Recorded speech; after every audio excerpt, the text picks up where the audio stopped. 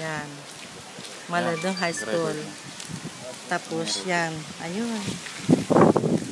You enter in and... Ito ang gate ng Malidong High School. Yan yun. Yan ang papunta doon sa sentro. At ito yung papunta sa Malidong proper. Tapos, papasok na tayo. Enter the gate. Ayun yung teacher. Pinakausap ni Mundo yung principal. Nandito. Principal.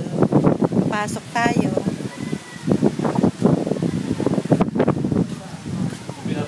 Good afternoon, madam. Siya po ang principal. Sino pong principal? Ay, good afternoon, madam. Siya yung mga teacher. Ito po. Ito po yung mga faculty. Teacher. At kinakausap niya ngayon. At pupunta na tayo ngayon sa site. We're going to site. We're going to build the... Ito ang kabuuan ng school na to. Ito, yung pagpasok mo sa kaliwa, meron din. Kaya lang, may pangalan, hindi pa tapos. Under construction. Tapos, ayun yung bahay kubo na ginagamit nilang school. Yan.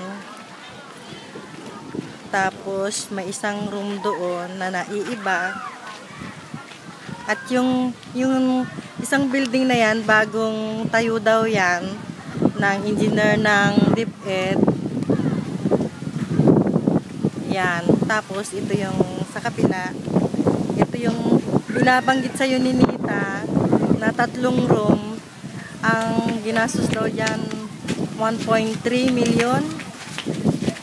Tapos, ito yung proposal site, ito yung stage. Sa likod niyan, dyan ipapatayo yung gusto mong i-donate na room. Ito yung teacher na kausap namin, yung walang buhok.